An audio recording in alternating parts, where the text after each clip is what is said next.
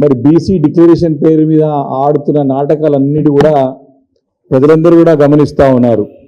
పెద్ద ఎత్తున డ్రామా నడుస్తూ ఉంది ఢిల్లీలో గత 2 రోజుల నుంచి కూడా.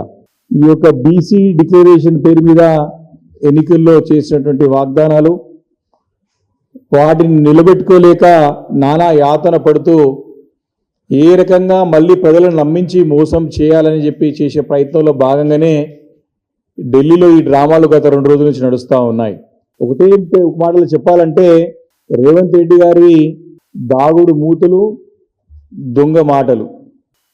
ఏ రకంగానైతే ఎన్నికల్లో తప్పుడు హామీలు ఇచ్చి అధికారంలోకి వచ్చినారో మళ్ళీ ఈ యొక్క రాబోయే పంచాయతీ స్థానిక సంస్థ ఎన్నికల్లో ప్రజలను మభ్యపెట్టడానికి ఆడుతున్న నాటకమే తప్ప దీంట్లో ఇలాంటి వాస్తవం కానీ నిజం కానీ నిజంగా కూడా చిత్తశుద్ధి కానీ ఎక్కడ కూడా కనబడట్లేదు.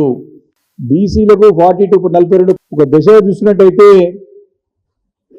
పార్టీ అధ్యక్షురాలు వారి మన కాంగ్రెస్ పార్లమెంటరీ పార్టీ చైర్పర్సన్ వారి అధ్యక్షులే రాలేను, నాకు వేరే కార్యక్రమాలు ఉన్నాయి, ఈ మీటింగ్కి రాలేనని సోనియా గాంధీ గారి ఒక ఉత్తరం ద్వారా రాసి పంపిస్తే ఆ ఒక లెటర్ని కూడా ఇదే సోనియా గాంధీ గారు రాసిన లెటర్ అవుతున్నదో సోనియా గాంధీ గారు లెటర్ రాసింది అది చూపెట్టుకుంటూ ఇది నాకు ఆస్కార్ అవార్డు లాంటిది, నాకు ఆస్కార్ అవార్డు ఇచ్చినంత గొప్ప ఈ సోనియా గాంధీ గారి లెటర్ నాకు పంపించడము, నన్ను అప్రిషియేట్ చేసింది అని చెప్పుకోవడం అనేది సిగ్గుచేటు.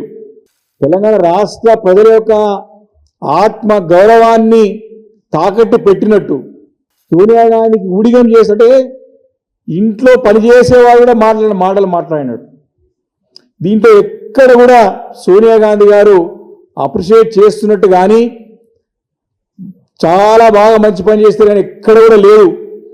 దానికి పోగా నాకు వేరే కార్యక్రమాలు ఉన్నాయి కాబట్టి ఈ మీటింగ్కి అటెండ్ కాలేకపోతున్నానని చెప్పడం సిగ్గుచేటు. అది చాలా స్పష్టంగా లాస్ట్ లైన్లో రాసినది, I regret that due to prior commitments I will be unable to attend. అంటే నాకు వేరే కార్యక్రమాలు ఆల్రెడీ ఉన్నాయి కాబట్టి నేను మీటింగ్కి రాలేకపోతానని చెప్తాను. ఇంత స్పష్టంగా అవమానకరంగా ఆమె మీటింగ్కి రాకపోగా ఏ ఉత్తరాన్ని చూపెట్టి ప్రజల్ని మభ్యపెట్టి ప్రజల్ని తప్పుదో పట్టించడానికి ఇన్ని రోజులు ఇంకా దొంగ మాటలు మాట్లాడతారు ముఖ్యమంత్రి రేవంత్ రెడ్డి గారిని ప్రశ్నిస్తా ఉన్నాను నేను.